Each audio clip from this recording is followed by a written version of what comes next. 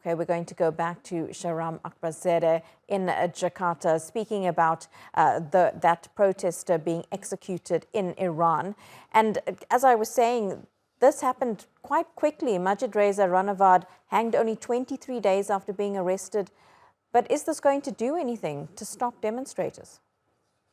Right. So I think what's happening here is that the Iranian government is trying to send a message and really intimidate protesters into submission. So this was a summary execution. The evidence was hardly contested. He was not given a chance to choose his own lawyer, his defense team. So really, the verdict was already known even before the trial began. So this is designed to send a message to protesters, to intimidate them, to really put them down, to prevent further demonstrations. Whether or not this is really going to achieve the desired result is a difficult question to answer. What we have seen is that there have been more and more demonstrations across the country, and this is really a revolution against the Iranian government and its system of rule by the clerical elite. That has been going on for more than 3 months. It is national. It is happening across the country, and 300, 400 people have died in the course of the demonstrations, and there's no sign of it abating. Earlier, we actually spoke to an analyst in Iran who says the protests have been incorrectly framed by Western media and that the two people who have been executed in the last week were guilty of killing security officials, a crime, of course, punishable by death in Iran. What do you make of that and that particular narrative that we are particularly coming from within Iran?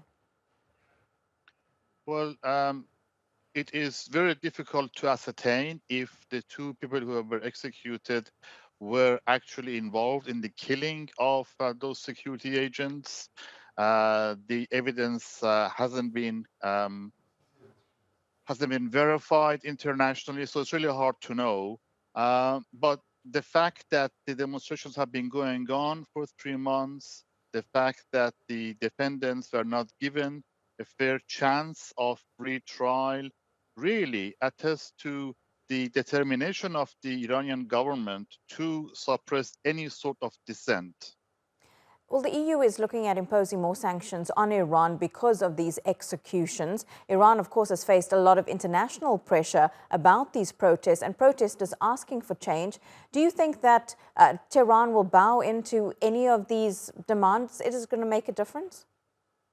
Well, the official line is that Iran is resisting colonial and imperialist pressure. So that narrative will continue. That's very much ingrained into the ideology of the governing regime in Iran.